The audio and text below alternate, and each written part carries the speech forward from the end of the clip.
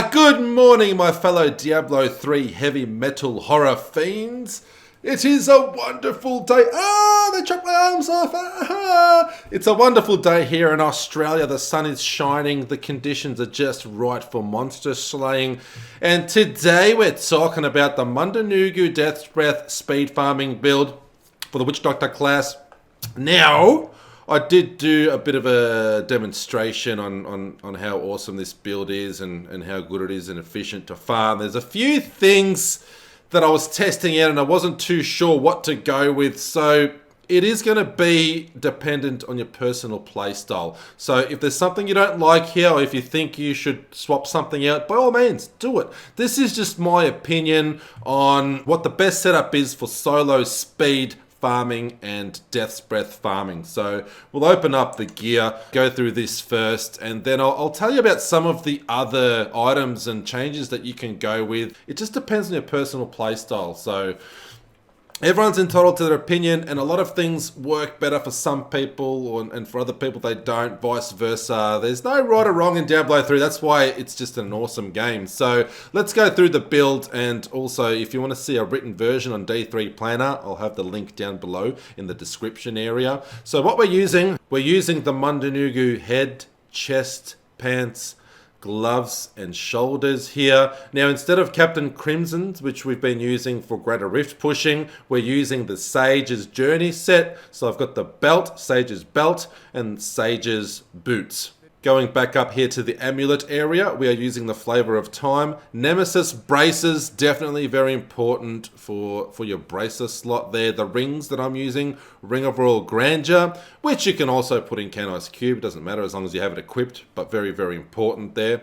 And also the Avarice Band. So having a look, because we've got the Ring of Royal Grandeur equipped here, it allows us to benefit and actually access the 6 set bonus for Mundunugus, but we've only got 5 equipped.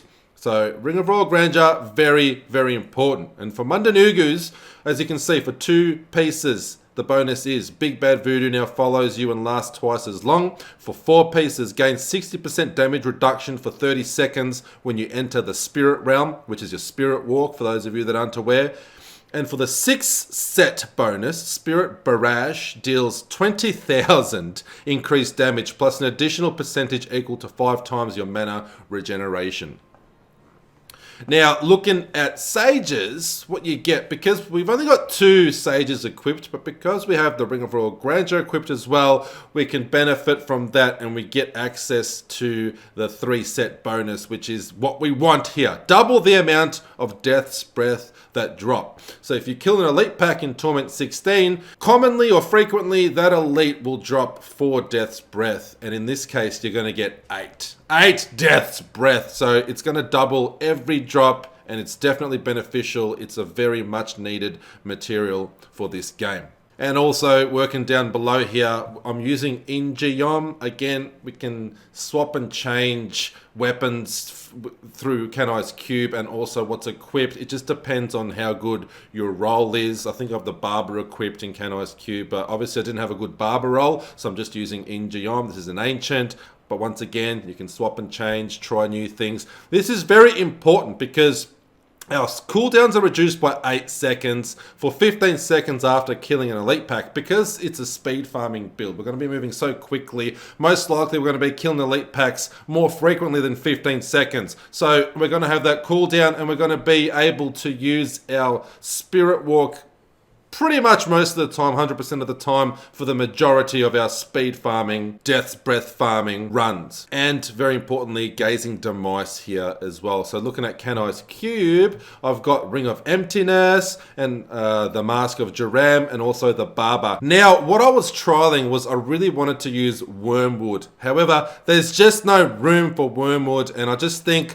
everything else is just so necessary that I can't really fit it in. The only way you can is if you're doing group runs, then your Locust Swarm is kind of going to be irrelevant. Enemies are going to be getting killed so quickly, they're not even going to have a chance to be affected by a Locust Swarm most of the time. You're not going to need this damage amplification or multiplier whatsoever for Locust Swarm. So you can take out Ring of Emptiness if you wanted to and put in Wormwood, and that way it gives you that radius and everything is affected by Locust Swarm, and you can still have Pestilence as your rune and it can just like spread your Locust Swarm to other enemies. So it's still going to be doing damage, but if you do that, you're going to lose out on 300% Locust Swarm damage there, and it's not really ideal. I'd rather cast it and have that annoyance there by casting Locust Swarm, especially if I'm playing solo, than lose 300% damage. Same goes for Mask of Dram. You don't want to lose 200% damage for your pets, and you most definitely don't want to lose your Barber, because this is like the biggest damage multiplier that we have for our Spirit Barrage. Now, looking at the gems here, we're using the Diamond gem for our Helm slot. Everything else, we're using the Topaz gems here for intelligence. We're using the legendary gems, we're using Bane of the Trapped, very importantly, Boon of the Hoarder. So this gives you a 100% chance on killing an enemy to cause an explosion of gold. And with gold, we gain 30% increased movement speed for 2 seconds after picking up gold. So very, very important there. And then of course we're using Enforcer to boost our pet damage. So our Phantasms in Spirit Barrage are going to be doing this. This is what multiplies their damage. Alrighty, so let's move into skills here most importantly, and then we'll do maybe some Paragon points. And then we can do a demonstration and actually show you how this thing works. So we're using Spirit Barrage with Manito, Horrify with Stalker. Now this is awesome because when we horrify enemies, we gain movement speed as well. However, if you find that you're taking too much damage, you're dying a lot, you're too squishy, whatever the case may be, you're struggling to keep Spirit Walk up 100% of the time, then you can go Frightening Aspect and that'll give you some survivability and you can gain armor. But I haven't had a problem at all with using Stalker here. Locust Swarm with Pestilence, Big Bad Voodoo Daddy with Ghost Trance, Spirit Walk with Severance, and Soul Harvest with Languish. The passives that I'm using, Grave Injustice, Swampland Attunement, Spirit Vessel, and Rush of Essence. So quickly looking at Paragon points, what you want to definitely focus on. So again, like I always say, make sure your movement speed is capped at 25% with Paragon points, and also added in with the items you have equipped, because I've got 12% on one of my items. I've gone 13% here. That's a total of 25. That's the cap. There's no point going anything over that. Everything else you can dump into intelligence. With offense, obviously, if you're capped out like me, just put them all in there. But if you're limited and you haven't leveled up enough yet and you've still got points available, then go cooldown reduction first. Spread it out between critical hit and critical hit damage until they're both maxed out, and then dump everything else into attack speed. With defense, go resist all armor, life, then life regen in that order. With your utility, you want to go resource cost reduction, area damage, life per hit, and gold find in that order, but utility isn't really that important at all. I think we have gone through all of the finer details, and it's time to see how this baby actually works. Now this is something that I prepared earlier. Oh, look at that XP pool. So I'm not actually playing right now. It's actually even better for me because I can focus on my shit talking and commentary as opposed to trying to play and talk at the same time. So pylons or shrines are great because as soon as we activate them, bang, we get elites. Elites always drop Death's Breath, multiplied by 2 because we've got sages equipped. We get double the amount. So it's pretty much, look, there you go. 2 shrines already. So 2 elite packs that we got just for having Nemesis braces, and we've already got 2 lots of doubled or multiplied Death's Breath. So we've already killed 3 elites just on that floor. We're back here. Now this probably looks familiar because I did use this footage in my testing video. I haven't been farming any more Death's Breath with sages or anything like that, so just showing y'all how this thing works and how many drops you can get, and also how damn fast you can actually move. As you can see, like we're not using Captain Crimson's, but even though it affects our damage reduction and even a little bit of damage output, we're not actually suffering here at all. Everything's just dying so quickly, and obviously if you're over 1,000 Paragon, then you're already pretty tough and buffed, so you're not going to need like every little boost that you do if you're pushing really high-end Greater Rifts.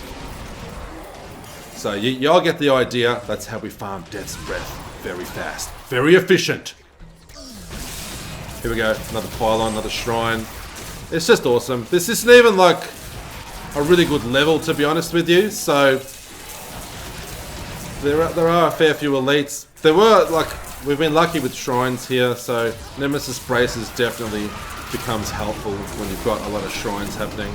And that is how we speed farm Death's Breath in Diablo 3, Reaper of Souls, with the Witch Doctor Mundunugu set, and obviously using Sage's items there. Now this is beneficial for both speed farming and Death's Breath farming, so if you just want to speed farm through Nephilim Rifts, then you can definitely use this build. And in addition, or as a bonus, you just get extra Death's Breath. You're definitely going to use them at some stage, whatever recipes you're using in Canonized Cube. Death's Breath is one of the more required and more expensive ones, so we're going to be using a lot more Death's Breath than any other material, so it's always great to have some extra on hand just in case. And of course, whatever you farm during your seasonal journey, it also reverts onto your non-seasonal character, so you can keep just stacking up your materials and they'll come in handy at some stage. Who knows, maybe they'll release new armor sets and it'll make it a lot easier for you to farm those sets, as opposed to, you know, playing through rifts and just trying to hope for a drop. You can just create other armor sets and then just convert them in Canonized Cube, or upgrade rares or reforge legendaries. You get the idea. It's going to be used for recipes in Canonized Cube. Hope you all enjoy the build. Hope it makes your journeys a lot easier, more efficient. And until next time, don't forget to subscribe. Please stay safe out there or in there, wherever you may be. Stay metal and stay creepy.